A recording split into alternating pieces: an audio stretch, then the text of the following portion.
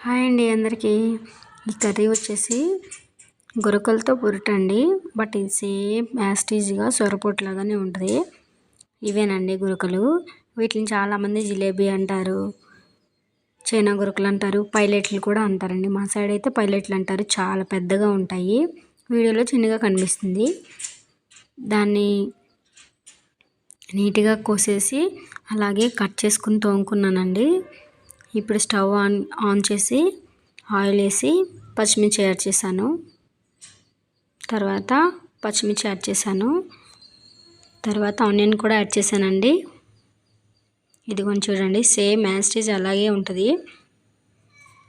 ఆ చేపలో కొద్దిగా ఉప్పు వేసుకుని ఒక పావుగంట సేపు ఉడకపెడితే అవి బాగా ఉడికిపోయిద్దండి. దాన్ని తీసి దానిలో ఉన్న ముళ్ళని బయటపడేసి క్లీన్ చేసుకుని తీసుకోవడమే. అలాగే కొద్దిగా ఉల్లిబంద యాడ్ చేశాను.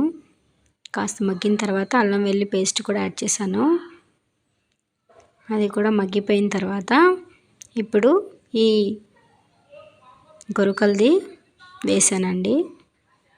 సేమ్ లాస్ట్ చూడండి, యాస్టీజ్గా సేమ్ అలాగే ఉంటుంది అన్నమాట.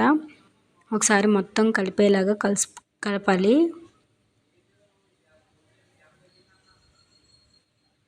అలాగే కొద్దిగా సాల్ట్ యాడ్ చేసుకోవాలి.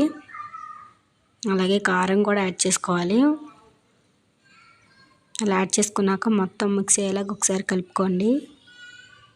కింద అడిగి అంటిద్దండి, చూసుకుంటూ కలుపుకుంటూ ఉండండి.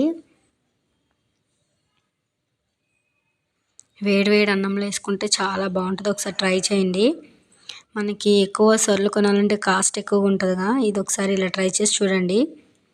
అంత కాకపోయినా కొంచెం దగ్గరలో అయినా ఉంటుందండి. ఒకసారి చూడండి, ట్రై చేయండి. అలాగే తిప్పుకున్న తర్వాత కొద్దిగా కరివేపాకు యాడ్ చేశాను. తర్వాత కొత్తిమీర కూడా యాడ్ చేశాను. మొత్తం కలిసిపోయేలాగా ఒకసారి కలుపుకోండి.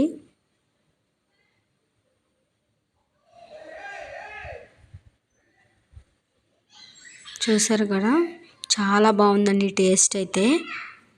వేడి అన్నంలో వేసుకొని